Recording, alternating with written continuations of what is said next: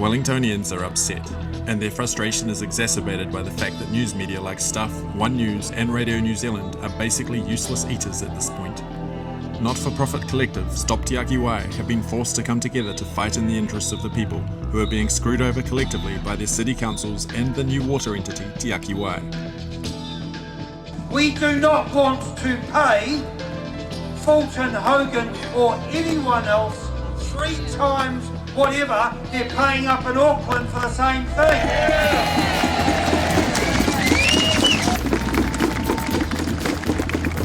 Yeah, well, CityCare used to have the contract, and when CityCare had the contract, it cost $3,500 to fix a leak. Then Wellington Water transferred it to Fulton Hogan. Fulton Hogan does the same leak for $22,500. So Fulton Hogan's doubled the size of their yard. The leaks take longer to fix because they put more traffic control, where before it was small groups, small teams of private contractors used to go out there and do it, and they could fix the leak. They just put up the sign, did it, and you can fix the leak under the Emergency Act, where Fulton Hogan would turn up there and put traffic control up there, stage it like it was some sort of theatrical production, so they could charge $22,500.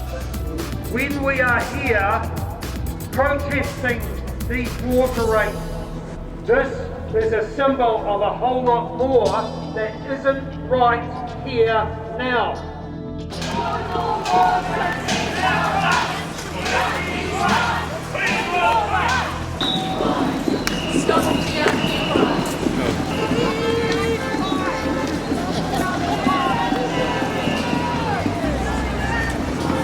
They're charging us for extra, nearly $4,000 for what? Just for water, or is that rates? Just for water. Just for water. 4,000, probably around about there. Extra 4,000 on top of what we're paying now for rates. How does that compare to last year? Increase of 50%. Yeah. Wow. That's terrible. You know, the raindrop is free. Yes. The rain is free. It's free. Yeah. The water is comes free for New Zealand. Yeah. And why are we getting charged? This is a big issue. If nobody wants to do anything, then we cannot really influence any changes. Are you worried about the affordability of the new water rates? Yeah, going into the definitely. future? Yes. How would it affect you? I mean, that is a big cost to our family. Yeah. I mean, now everything, like food and everything, living costs are so high. And yeah, adding on this. But the trouble is, I don't see any transparency for this. So no justification why they needed to charge us so much money. Where the money got spent to? Yeah, we pay for the money, then we deserve to know better, right? I believe there's a corruption in this whole process, and people need to be held accountable for this. The other thing is, I saw the projected forecasts for rates and water in Wellington. By 2030, it's going to be roughly 8% of a person's average income in Wellington. And that is unfeasible, because if you're on a pension and you're only on $26,000, it means it's going to be 30% of your average income. So none of this stacks up, and we're actually in a hiding to nothing. Sorry for the pensioners. I don't want to lose my home. I'm struggling now, but more than anything, I feel really bad for the pensioners.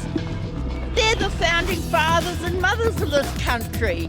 They need to get something out of what they put in. Well said.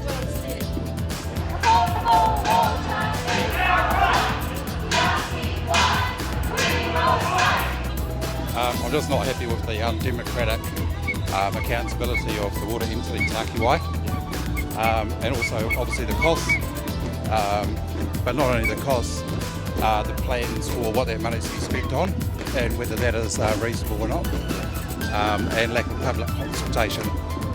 How does it affect your personal living situation? I think, well, it's because I have to pay extra and for water, and then not just us but my babies as well. When they get older, it's going to double and triple.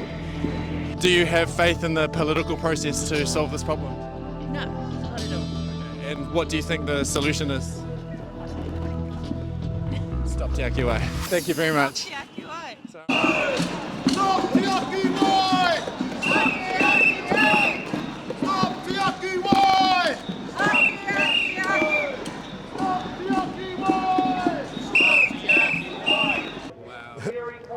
So, like you said, in-house would be one part of the solution. Is that all of it, or? If you've got it in-house, then you've got your own guys working. So they're working on wages, so you're employing guys. Instead of having to pay, okay, you get a tradie you probably get a tradie on the books for $50 an hour instead of probably paying $110 an hour. You know, like if it's costing $22,500 to fix one leak, how many people can you employ? If one guy, just say you paid some guy $75,000, they don't have to fix 3 leaks, and then it'd be cost effective.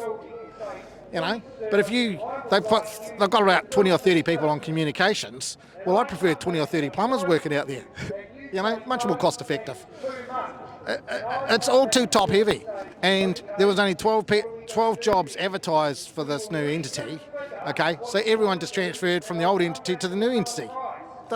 None of it makes sense.